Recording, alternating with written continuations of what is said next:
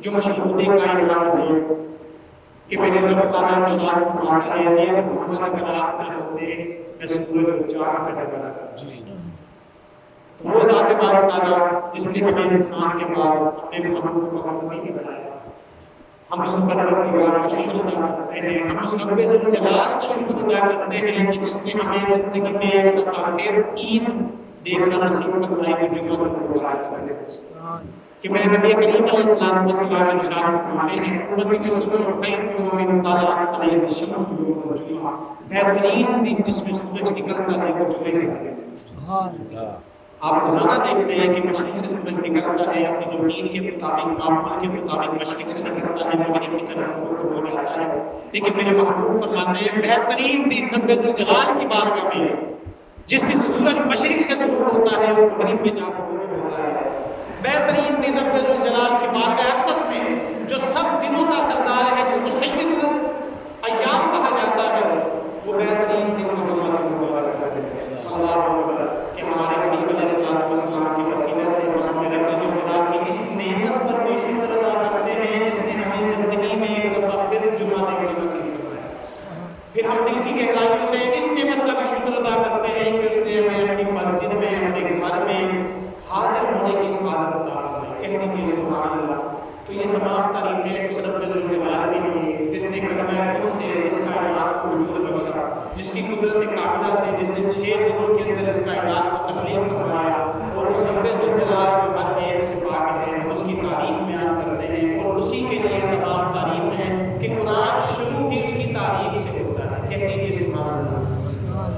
قرآن مجید فرقان حمید میں رب ذوالجلال نے سورہ الحشر کے اندر تلاوت قرآن مجید جو میں نے آپ کے سامنے کی، اس میں رب ذوالجلال ارشاد فرماتا ہے وَمَا آتَاكُمُ الرَّسُولُ فَخُذُوهُ وَمَا نَهَاكُمْ عَنْهُ فَانتَهُوا۔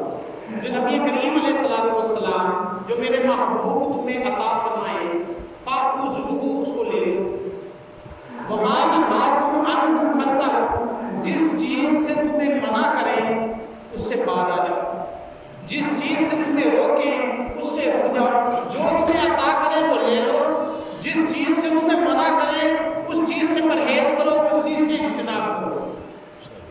تو یہ میرے نبی علیہ السلام کے اللہ تعالیٰ رحمت کاملہ کو بیان فرما رہا ہے کیا کہ حضور علیہ السلام اپنی امت پر اتنے شفیق ہیں کہ سورہ توبہ کے اندر رب ذوالجلال ارشاد فرماتا ہے لَقَدْ جَاءَكُمْ رَسُولٌ مِّنْ أَنفُسِكُمْ عَزِيزٌ عَلَيْهِ مَا عَنِتُّمْ حَرِيصٌ۔ اے مومنو، تمہارے پاس تمہاری جانوں میں سے ایسا رسول ہم نے بھیجا ہے، ایسا رسول آیا ہے جس پر تمہارا مشقت میں پڑنا گراں گزرتا ہے۔ یہاں تک میرے نبی علیہ السلام بہت الرحیم ہیں کہ فرماتے ہیں اگر میرے امتی کو کانٹا بھی چبھے تو اس کی تکلیف میں محسوس کرتا ہوں۔ اندازہ لگائے میں نبی علیہ السلام کی رحمت کاملہ کتنی ہے۔ فرماتے ہیں میرے امتی پر میری رحمت کا انداز اتنا ہے، میرے امتی پر میری رحمت کا وجود اتنا ہے، فرماتے ہیں کہ اگر میرے امتی کو کانٹا بھی چبھتا ہے تو اس کی تکلیف میں محسوس کرتا ہوں۔ تو رب ذوالجلال کسی آیت کی طرف کسی حدیث مبارکہ کا پس منظر کھینچ رہا ہے، فرماتا ہے کہ تمہارے پاس ایسا رسول آیا ہے کہ اگر تم مشقت میں پڑتے ہو، تمہارا تکلیف میں پڑنا تمہارے رسول کو گراں گزرتا ہے۔ تو یہ سلام ضابطۂ حیات ہے۔ تمام دینوں کے اندر تمام ادیان کے مقابلے میں تقابل کیا جائے، ان کا آپس میں کمپیرنگ کی جائے تو اسلام جو ہے وہ ہر چیز کی کھول کر بیان کرتا ہے۔ خدا کی قسم ہم اس نبی علیہ السلام کا ذکر اور اس کی تعریف کیوں نہ کریں کہ اس نبی علیہ السلام کے آنے سے پہلے آپ اگر تاریخ پڑھ کے دیکھیں تو آپ کو پتہ چلے گا کہ عرب کے اندر ہر گناہ آیا رہتا تھا۔ عرب کے اندر والدین کے ساتھ کوئی حسن سلوکی نہیں ہے، عرب کے اندر غلاموں کے ساتھ کوئی حسن سلوک نہیں ہے، عرب کے اندر بھائی بھائی کا دشمن ہے، عرب کے اندر بیویوں کے ساتھ نیک سلوک نہیں کیا جاتا، خواتین کے ساتھ جو ہے وہ اچھا سلوک نہیں کیا جاتا، یتیموں کے سر پر دست شفقت نہیں پھیرا جاتا، اپنے بھائی کا جو ہے وہ بندہ قاتل بن جاتا ہے، اپنے بھائی کے خون کا پیاسا بن جاتا ہے، سفید خون ہو جانے کا اتنا اثر ہوتا ہے کہ 4 دیواری کے اندر بھائی بھائی کو برداشت نہیں کرتا، والد بیٹے کو برداشت نہیں کرتا تھا۔ یہ اس وقت کی بات ہے جب سرکار تو عالم علیہ السلام اس دنیا میں تشریف نہیں لائے تھے ظاہری طور پر۔ جب آقا علیہ السلام اس دنیا میں تشریف لائے تو خواتین کو بھی اعزاز بخشا گیا، تو غلاموں کو بھی اعزاز بخشا گیا، تو والدین کو بھی اعزاز بخشا گیا۔ تو پھر میں نبی علیہ السلام کی رحمت کاملہ اتنی ہے کہ جو عیب میں نبی علیہ السلام کے اس دنیا میں تشریف لانے سے پہلے تھے وہ سارے میں نبی علیہ السلام کی رحمت سے دور ہوتے گئے۔ اندھیروں اور جہالت کا اندھیرا بالکل چھنتا گیا، ہر طرف 4 دیواری ہو، ہر طرف 4 سو کائنات میں نبی کا نور بکھرتا گیا، اور اللہ تعالیٰ نے عالم عرب کے اندر، عالم مشارق و مغارب کے اندر میں نبی کے دین اسلام کو بنایا۔ اسلام مکمل ضابطہ حیات ہے۔ اسلام کے اندر ہر چیز کی آپ کو مکمل رہنمائی ملتی ہے، پھر چاہے وہ کاروباری اعتبار سے ہو، چاہے وہ رہن سہن کے اعتبار سے ہو، چاہے وہ گھریلو اعتبار سے ہو، معاشی اعتبار سے ہو، سماجی اعتبار سے ہو، پڑوسیوں کے حقوق کے اعتبار سے ہو، والدین کے حقوق کے اعتبار سے ہو، ہر چیز کے اندر اگر آپ اسلام کو دیکھیں گے تو مکمل رہنمائی پائیں گے۔ ہم اس نبی کی تعریف کیوں نہ کریں کہ میرے نبی کے آنے سے پہلے کہ غلاموں کو کسی کھاتے میں نہ لایا جاتا تھا۔ میں نبی کے آنے سے پہلے غلاموں کی بالکل عزت نہیں ہوتی تھی۔ میں نبی کے آنے سے پہلے غلاموں کی جو ہے وہ توہین اور ذلت آمیز رویے سے دوچار کیا جاتا تھا، انہیں جو ہے وہ بالکل ستایا جاتا تھا غلاموں کو۔ پھر غلام خوش کیوں نہ ہو کہ میں نبی علیہ السلام جب اس دنیا میں تشریف لائے تو میرے نبی نے جہاں عالم انسانیت کا قانون ان کے حقوق بیان فرمایا وہاں میرے نبی نے غلاموں کو عزت عطا فرمائی. وہاں میرے نبی علیہ السلام نے کیا ارشاد فرمایا سنیے. اما عائشہ صدیقہ رضی اللہ تعالیٰ عنہ بیان فرماتی ہے گھر کے حالات گھر کا بندہ بہتر جاتا ہے, باہر کا بندہ گھر کے حالات نہیں کرتا. جو گھر کا بندہ ہوتا ہے وہ گھر کے حالات بہتر جاتا ہے. اب نبی علیہ السلام نے غلاموں کو کتنی شفقت فرمائی, کتنا کرم فرمایا. عائشہ صدیقہ فرماتی ہیں کہ حضور آپ جو ہے وہ اوپر تخت پر کرسی پر حضور آپ جو ہے تھوڑا اونچا بیٹھ کر ٹیک لگا کر کھانا کھایا کریں, آپ ان سے الگ بیٹھ کر کھانا کھایا کریں. حضور نے فرمایا نہیں نہیں اے عائشہ میں اپنے غلاموں کے ساتھ بیٹھ کر. سبحان اللہ. یہ ان غلاموں کی بات ہو رہی ہے. اندازہ لگائیں کہ جن غلاموں کو نبی علیہ السلام کی اس دنیا میں آنے سے پہلے ذلت آمیز رویے سے اختیار کیا جاتا تھا, جن کی توہین جن کی تحقیر یہ عروج پر تھا. میں نبی علیہ السلام جب اس دنیا میں تشریف نہ لائے اس وقت غلاموں کے ساتھ جو ذلت آمیز رویہ اختیار کیا جاتا تھا, خدا کی قسم جب میرے نبی اس دنیا میں تشریف لائے جہاں عالم انسانیت کے حقوق بیان کیے گئے وہاں میرے نبی نے غلاموں کے بھی حقوق بیان کیے. اور میں نبی علیہ السلام نے عائشہ صدیقہ کو فرمایا ہے عائشہ میں غلاموں کے ساتھ زمین پر بیٹھ کے کھانا کھایا. یہ وہ عالم عرب کی بات ہے جب میں نبی اور دین اسلام کا نور پھیلنے سے پہلے پورے دنیا کے اندر جہالت کا اندھیرا تھا. پوری دنیا شرق سے غرب تک ہر چیز جو ہے وہ جہالت کے اندر متوسط تھی, ہر چیز کے اندر جہالت ہی جہالت تھی. جب اسلام کا نام نہیں تھا, جب جو ہے وہ عالم عرب کے جاہل لوگ اور عالم کے عرب کے کم سے لوگ اور نہ پڑھے لکھے لوگ جنہیں دین اسلام اور شعور سے بالکل ربط نہیں تھا, شعور سے بالکل جو ہے انہیں کوئی سلسلہ نہیں تھا, جب وہ غلاموں کو گھروں سے نکال دیا کرتے تھے, جب وہ غلاموں کو ایک ایک پانی کے گلاس پر ترسایا کرتے تھے, اس وقت میرے نبی علیہ السلام اس دنیا میں تشریف لاتے ہیں اور فرماتے ہیں میں اپنے غلاموں کے ساتھ بیٹھ کر کھانا کھاتا. جہاں میرے نبی علیہ السلام نے اس دنیا کو رحمت کاملہ سے نوازا وہاں میرے نبی علیہ السلام نے ہر شخص کو اس کے حقوق بتائے. عالم عرب میں میرے نبی علیہ السلام کو وجود سے پہلے آپ تاریخ پڑھ کے دیکھیں آپ کو پتہ چلے گا کہ خواتین کو بیچ دیا جاتا تھا. کیا کیا جاتا تھا؟ بولیے میرے ساتھ, بیچ دیا جاتا تھا. کوئی عزت نہیں ہوتی تھی. میرے خواتین کو ہم سب کی عورت کو بیچ دیا جاتا تھا. اسلام آنے سے قبل اتنی جہالت عام تھی کہ جب دنیا میں جہالت کا اندھیرا چھایا ہوا تھا اپنے نبی کے وجود مسعود سے پہلے, اس وقت تمام خواتین کی کوئی عزت نہیں تھی. ان کو بیچ دیا جاتا تھا, ان کو بازاروں میں فروخت کیا جاتا تھا, ان کی قیمتیں لگائی جاتی تھیں. لیکن خدا کی قسم جب میرے نبی علیہ السلام اس دنیا میں تشریف لائے, خدا کی قسم جب میرے نبی علیہ السلام کے قدمین شریفین کے انوار نے اس دنیا کو ہر طرف سے روشن کر دیا, جب میرے نبی علیہ السلام کا وجود مسعود اور آپ کا نور شرق سے غرب تک پھیلا, جب زمین و آسمان میں موجود حضرت اما آمنہ رضی اللہ تعالیٰ عنہا نے آقا علیہ السلام کی پیدائش کے وقت بصرہ کے محلات دیکھ لیے, فرماتی ہیں میں نے بصرہ میں چلنے والے شام کے محلات دیکھ لیے, بصرہ میں چلنے والے اونٹوں کی گردنیں دیکھ لی. اما آمنہ فرماتی ہیں جب میرے نبی اس دنیا میں تشریف لائے تو میرے نبی علیہ السلام نے عورتوں کے حقوق بیان فرمایا. اے مسلمانوں یاد رکھو کہ تمہارا لقمہ جو آپ خواتین کو کھلاتے وہ بھی تمہارے رزق ہے. اسلام لانے کے بعد کی بات دیکھیں, جب میرے نبی علیہ السلام اس دنیا میں نہ آئے تھے اس وقت کی بات دیکھیں, اور جب اسلام آیا اس وقت کی بات دیکھیں. دونوں کو جوڑ کر دیکھیں, کوئی ربط نہیں ہے. دونوں کو جوڑ کر دیکھیں, کوئی مقابلہ نہیں ہے. دونوں کو جوڑ کر دیکھیں, آپ کو پتہ چلے گا کتنا فرق ہے زمین و آسمان کے اندر. کہ میرے نبی کے اس دنیا میں تشریف لانے سے پہلے جب اسلام کے اندر اللہ تعالیٰ نے میرے نبی نے خواتین کو اتنا اعزاز بخشا, میرے نبی کے تشریف لانے سے پہلے ان خواتین کو گھروں سے نکال دیا جاتا تھا, ان خواتین کی کوئی عزت اور احترام نہیں کیا جاتا تھا. جب میرے نبی کے تشریف لانے سے پہلے عالم جہالت کے اندر اس دنیا میں جب میرے نبی اس دنیا میں تشریف نہ لائے تھے اس وقت بیٹی کو اپنی ماں سے الگ کر دیا جاتا تھا. بیٹی کو کوئی مالک خرید لیتا تھا, ماں کو کوئی خرید لیتا تھا. بیٹی کے لیے ماں کی ممتا تڑپتی رہتی تھی اور ماں کے لیے بیٹی کی شفقت تڑپتی رہتی تھی. دونوں ایک دوسرے سے الگ الگ ہو جایا کرتے تھے. جب میرے نبی اس دنیا میں تشریف لائے تو میرے نبی علیہ السلام نے خواتین کو اور عورتوں کو وہ حقوق ادا کیے جو اس سے پہلے کسی مذہب میں ملا. تو قرآن کیا کہتا ہے؟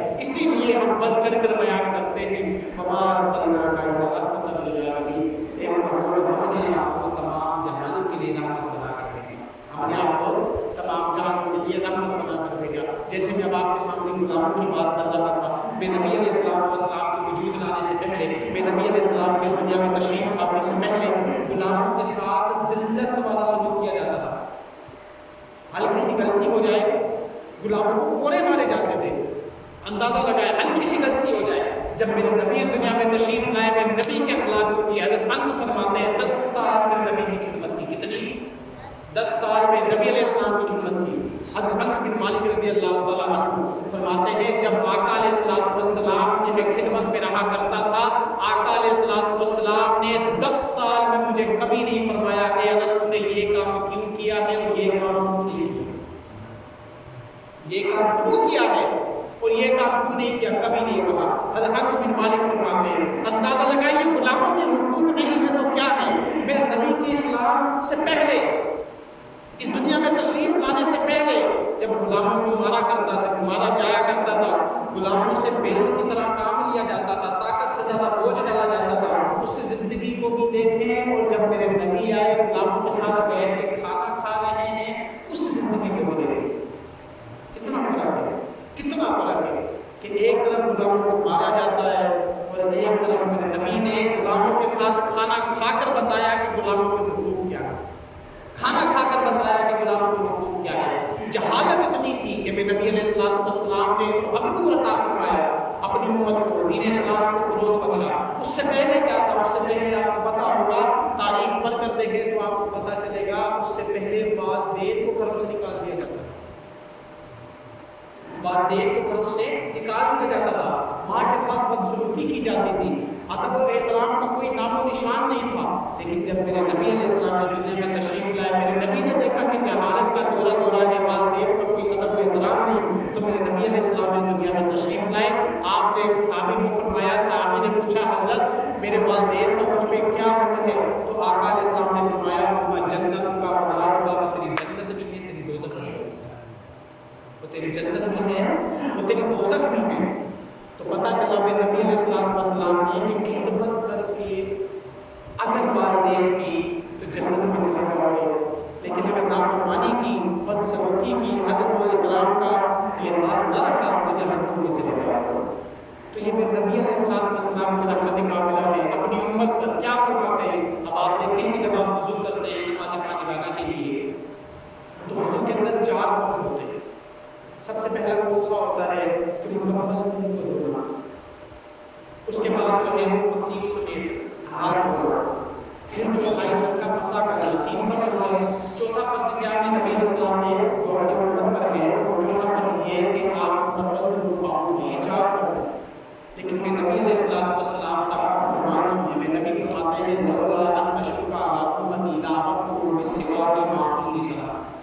نبی علیہ السلام فرماتے ہیں اللہ پر صرف شفقت اتنی ہے رحم اتنا فرماتے ہیں اپنی امت پر ترس کھا رہی ہے. دیکھیں نبی علیہ السلام فرماتے ہیں اگر میں نہیں دیکھتا کہ میری امت مشکل میں پڑ جائے گی میری امت دقت میں پڑ جائے گی پریشان ہو جائے گی تو میں ہر نماز کے ساتھ مسواک کا حکم دوں گا.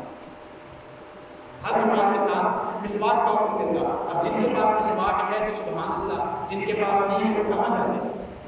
لیکن میرے نبی علیہ السلام نے صرف اس لیے ہر نماز سے کے ساتھ مسواک کا حکم کیوں نہیں دیا؟ اس لیے کہ امت پریشان نہ ہو, امت پریشان نہ ہو, امت کو کوئی تکلیف نہ ہو. میں نبی علیہ السلام نے اس لیے ہر نماز کے ساتھ مسواک کا حکم نہیں دیا. اس لیے مسواک کرنا وہ سنت ہے, فرض کے درجے میں نہیں ہے. اللہ اکبر, اگر میرے نبی چاہتے تو ہر نماز کے ساتھ مسواک کا حکم دیتے, مسواک کا حکم دے دیتے. کوئی کر نہ سکتا تو کوئی پریشان. یعنی اتنے رحیم اور اتنے کریم ہیں اپنی امت پر کہ جنہوں نے انسانیت کے حقوق کی سنت کو سکھائے. کیا فرمایا انسان کے لیے؟ ایک انسان حضرت حذیفہ غفاری رضی اللہ تعالیٰ عنہ کو کیا فرمایا اذا طبخت, جب تو پکائے کسی بھی ہانڈی کو کسی بھی شوربے کو پکائے فاکثر, اس میں جو ہے وہ شوربہ زیادہ رکھنا. جب بھی کوئی سبزی کوئی کھانا پکائے اس میں شوربہ زیادہ رکھنا. کیوں؟ اس لیے تاکہ وہ تیرے پڑوسیوں کی طرف بھیجا جا سکے. اندازہ لگائیں تاکہ وہ تیرے پڑوسیوں کی طرف بھیجا جا سکے. یہ عالم انسان کے حقوق ہیں جو میرے نبی علیہ السلام نے اپنی امت میں ایک دوسرے کو شفقت کے ساتھ ایک دوسرے کو بھلائی کے ساتھ رحم و کرم پر ارشاد فرمایا. کیا فرمایا؟ من کان یؤمن باللہ والیوم الآخر فلا یزد ولا. اللہ اکبر. کیا فرمایا؟ فرمایا جو بندہ اللہ اور آخرت کے دن پر ایمان رکھتا ہے اور اپنے پڑوسی کو تکلیف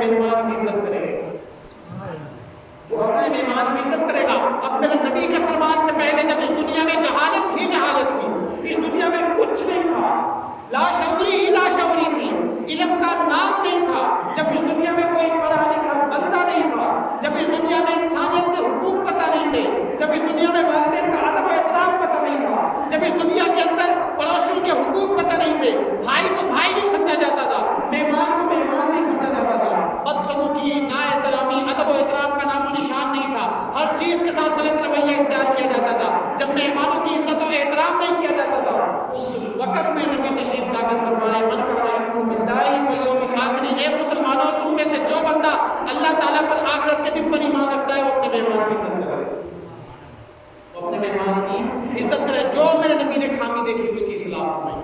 آگے فرمایا من کان یؤمن باللہ والیوم الآخر فلیقل خیرا او لیصمت، اللہ اکبر، فرمایا جو بندہ آخرت پر اور اللہ تعالیٰ پر ایمان رکھتا ہے اسے چاہیے کہ اچھی بات کرے یا خاموش رہے، اسے چاہیے اچھی بات کرے یا خاموش رہے۔ یہ عالم انسان کے حقوق ہیں، ہم کس سکھ جا رہے ہیں؟ میں نبی علیہ السلام نے والدین سے لے کر غلاموں تک کے حقوق بیان فرمائے، غلام تک کے حقوق۔ آج کے دور میں غلام تو نہیں ہے، اللہ ماشاء اللہ بڑے شہروں میں غلام ہوں گے، لیکن آج کے دور میں غلام نہیں ہے۔ کیوں؟ اس لیے کہ اسلام نے ہر انسان کو غلامی سے نجات عطا فرمائی۔ یہ میرے نبی کی کرم نوازی ہے، جب منڈیوں میں بیچا جاتا تھا، خدا کی قسم وہ درد ماں سے پوچھیں جو اپنی بیٹیوں سے الگ کر دی جاتی ہے۔ ماں اپنی بیٹی سے اپنی اولاد سے کتنا پیار ہوتا ہے، ہر بندہ جانتا ہے نا۔ جب ماں کو الگ منڈی میں فروخت کر دیا جاتا تھا عالم جہالت کے اندر، جب اسلام نہیں تھا، اور بیٹی کو الگ گھر میں فروخت کر دیا جاتا تھا، ماں کو نہیں پتا کہ بیٹی کے ساتھ کیا سلوک ہے، بیٹی کو نہیں پتا ماں کس حال میں ہے، ماں کو نہیں پتا کہ بیٹی کس حال میں ہے، بیٹی نے کھانا کھایا یا نہیں، ماں کو یہ کچھ حالات بیٹی کے نہیں پتا، بیٹی کے حالات ماں کو نہیں پتا، دونوں ایک دوسرے سے ناواقف ہیں۔ اس وقت میرے نبی علیہ السلام اس دنیا میں تشریف لائے اور غلامی کی زنجیر کو توڑا۔ اندازہ لگائیں جب اولاد اپنے والدین سے الگ کر دی جاتی ہے، جب اولاد اپنے والدین سے دور کر دی جاتی تھی، یہ میرے نبی علیہ السلام کی شفقت ہے، یہ میرے نبی علیہ السلام کا علم ہے، یہ معاف کرنا ہے، یہ میرے نبی علیہ السلام نے اخلاق ہے۔ آپ نے اخلاق خود اختیار فرمائے، اخلاق اختیار فرما کر اپنی امت کو سبق دیا کہ میرے یہ اخلاق ہے، امتیوں تم بھی میرا کلمہ پڑھ کے یہ اخلاق ہے۔ اندازہ لگائیں یہ ہمارے نبی علیہ السلام کی سیرت مبارکہ ہے، یہ میرے نبی علیہ السلام کے اخلاق مبارکہ ہے۔ فتح مکہ کا دن ہے، جب آقا علیہ السلام نے مکہ فتح کیا، یہ وہی مکہ ہے جس میں سے آقا علیہ السلام کو نکلنے پر مجبور کر دیا جاتا ہے۔ جب آقا علیہ السلام 10 سال مکہ میں رہے دعویٰ نبوت کرنے کے بعد، اس کے بعد تکالیف اتنی ہوئی، پریشانیاں اتنی ہوئی، کافروں نے اتنی تکالیف دی کہ آقا علیہ السلام مدینہ ہجرت کر کے چلے گئے۔ ایسا ہی ہے، مدینہ ہجرت کر کے چلے گئے۔ مدینہ ہجرت کر جانے کے بعد جب آقا علیہ السلام مزید 7-8 سال کے بعد جب مکہ آتے ہیں، جب مکہ سے جا رہے تھے تو صدیق اکبر ساتھ تھے، صرف صدیق اکبر ساتھ تھے، ایک اٹھنی ساتھ تھی، 2 اٹھنیاں ساتھ تھی، جس میں ایک طرف آقا علیہ السلام خود تشریف فرماتے ہیں، ایک طرف ابو بکر صدیق تشریف فرماتے ہیں۔ جب مکے سے مدینے جا رہے ہیں روتے ہوئے تو پھر کوئی ساتھ نہیں تھا سوائے صدیق اکبر کے۔ جب واپس آ رہے ہیں اخلاق دیکھے میرے نبی کے کہ اپنے دشمنوں کو کیسے معاف کیا کرتے تھے۔ یہ سبق امت کے لیے ہے، یہ سبق تو اپنی امت کو بتانے کے لیے، مطلب قرآن تو کہتا ہے انک لعلی خلق عظیم، آپ تو بلند اخلاق کے مالک ہیں۔ قرآن کو سورہ القلم کے اندر لکھ چکا ہے کہ آپ تو بلند اخلاق کے مالک ہیں۔ اندازہ لگائیں فتح مکہ کا دن ہے، یہ وہی مکہ ہے، یہ وہی شہر ہے جس شہر سے میرے نبی کو نکالا جاتا ہے، جس شہر سے اتنی تکالیف دی جاتی ہے کہ میرے نبی علیہ السلام نکلنے پر مجبور ہو جاتے ہیں۔ جب آقا علیہ السلام کے اشارے کے پیچھے 10,000 تلواریں موجود ہیں، اتنی 10,000 ننگی تلواریں موجود ہیں، ایک اشارہ کرنا کافی تھا، سارے کافروں کی گردنیں اڑا کر رکھ دی جاتی۔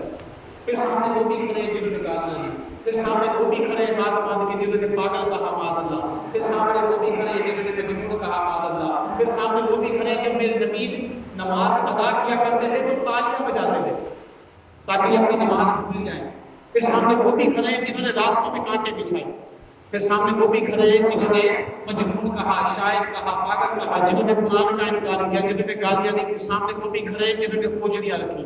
سر کے اوپر سب کھڑے ہیں، بڑے سے بڑا کافر بھی کھڑا ہے، پھر ہر بندہ وہاں پر کھڑا ہے کہ نبی علیہ السلام جھکتے ہوئے کعبہ اللہ تشریف لے جاتے ہیں۔ اخلاق سنیے گا نبی کے کہ ہر بندہ وہ کھڑا ہے جس نے تکلیفیں دی، ہر بندہ کھڑا ہے، ہاتھ بلند کر کھڑا ہے۔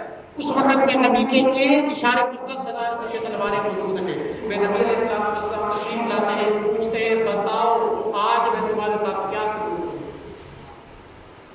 آج میں تمہارے ساتھ کیا سلوک کروں؟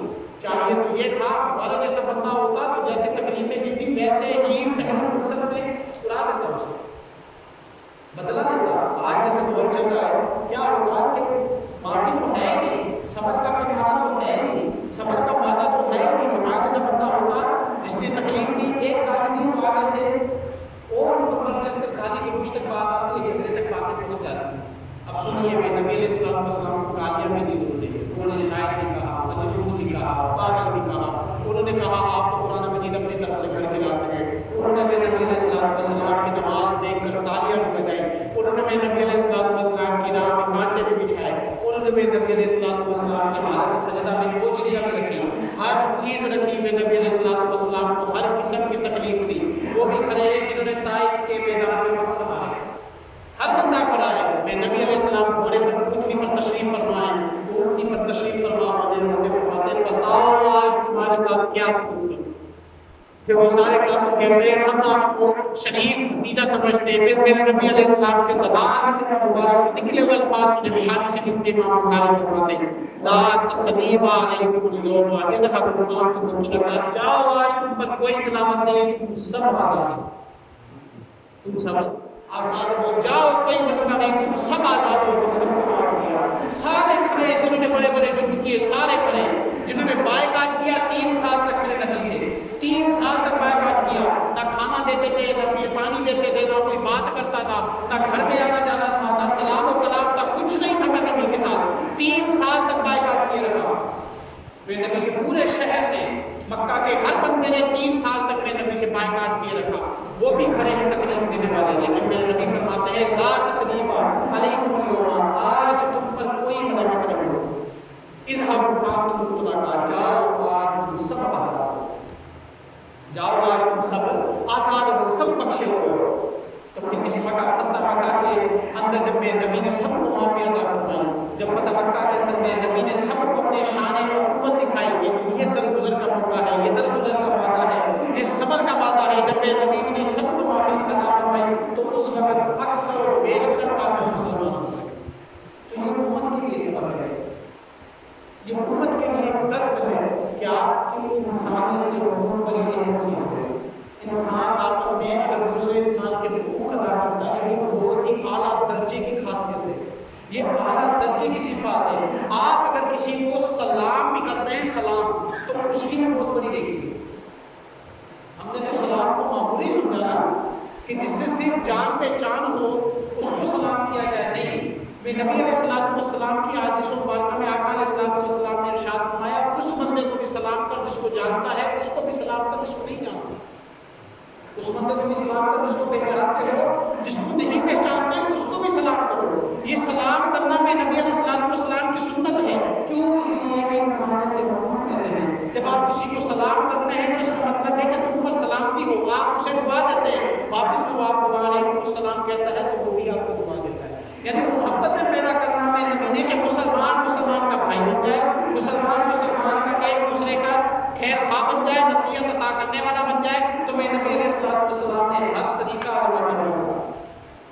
ہر طریقہ اپنی امت کو بتایا میرے نبی علیہ السلام نے، جس سے محبتیں بانٹی جا سکے، جس سے انسانیت کے حقوق کو اجاگر کیا جا سکے، جس میں انسان کے دلوں کے اندر ایک دوسرے کی محبت کے جذبات پیدا کیے جا سکے۔ یہ صرف اس لیے کہ آقا علیہ السلام کی سیرت مبارکہ کے اندر میں نبی علیہ السلام اپنے غلاموں کے ساتھ بیٹھ جایا کرتے تھے، میں نبی علیہ السلام فرش کے اوپر بیٹھ کر کھانا کھایا کرتے تھے، میں نبی علیہ السلام جو ہے ہر شخص کے ساتھ بیٹھ جایا کرتے تھے، جو شخص جہاں آپ کا ہاتھ پکڑ کر جس گلی میں لے جاتا آپ چلے جایا کرتے تھے، گھنٹے باتیں کیا کرتے تھے۔ وہ شخص جو ہے جب تک آپ سے اپنی بات پوری نہ کر لیتا آپ اس کی بات سنتے رہے۔ ہم بتا جاتے ہیں، ہم پھنس جاتے ہیں، کب چپ ہوگا، کب اس کی بات ختم ہوگی، ہم پریشان ہو جاتے ہیں۔ لیکن میرے نبی علیہ السلام کی شان مبارک دیکھیں، میرے نبی علیہ السلام نے اپنی امت کو اتنے حقوق عطا فرمائے، اتنے اپنے پڑوسیوں کے حقوق اتنے عطا فرمائے فرمایا یہ سارے جہالت کے اندر سب کا وجود نہیں تھا، جہاں والدین کی ناقدری تھی، جہاں بھائی کو بھائی نہیں سمجھا جاتا، بہنوں کے حقوق نہیں تھے، والدین کے حقوق نہیں تھے، پڑوسیوں کے حقوق نہیں تھے، جہاں پر جو ہے مسلمان بھائی کی عزت نہیں کرتا تھا، وہ سمجھے والدین کو والدین نہیں سمجھا جایا کرتا تھا، وہاں پر میرے نبی دنیا میں تشریف لا کر ہر بندے کو عزت عطا فرمائی، ہر بندے کو عزت عطا فرمائی، خواتین کو الگ عزت عطا فرمائی، خواتین کے لیے یہاں تک فرمایا کہ اگر آپ اپنے گھر والوں کو ایک لقمہ دیتے ہیں کسی بھی چیز کا، کھانے کی کوئی چیز آپ ڈالے کر ڈالتے ہیں نا، اس میں بھی ثواب ہے۔ اندازہ لگائیں آپ اگر اپنے گھر والوں کو کوئی لقمہ دیتے ہیں یہ بھی آپ کے لیے صدقہ ہے، یہ بھی آپ کے لیے صدقہ ہے۔ بھائی کو بھائی کا اتنی محبت عطا فرما دی کہ بھائی کو جو ہے وہ باپ کے قائم مقام کر دیا گیا اسلام کے اندر۔ والدین کو اتنی محبت عطا فرما دی، ایک شخص نے کہا حضور میں جہاد پر جانا چاہتا ہوں، اسلام کے نام میں شہید ہونا چاہتا ہوں، حضور نے فرمایا میرے والدین کا دل زندہ ہے، اس نے کہا حضور والدہ بھی ہے، والد بھی، حضور نے فرمایا جا ان کی خدمت کر، یہی تیرے لیے جہاد۔ اب جس دور کے اندر، جس رویے کے اندر والدین کو والدین نہیں سمجھا جاتا تھا، گھروں سے نکال دیا جاتا تھا، جو والدین اپنی مشقت کر کے اولاد کو پالے ان کو گھروں سے نکال دیا جاتا ہے، وہ میرا محبوب تشریف لائے اور کہے کہ وہ تیرے لیے جنت بھی ہے، وہ تیرے لیے دوزخ بھی ہے، تو یہ میرے محبوب کی سیرت ہے۔ لقد کان لکم فی رسول اللہ اسوۃ حسنہ، قرآن میں اللہ فرماتا ہے تمہارے لیے تمہارے نبی بہترین نمونہ ہے، ہر لحاظ سے رول ماڈل ہے تمہارے لیے تمہارے نبی، ہر لحاظ سے۔ اللہ تعالیٰ سے دعا ہے کہ اللہ تعالیٰ ہمیں آقا علیہ السلام کی سیرت مبارکہ پر عمل کرنے کی توفیق عطا فرمائے۔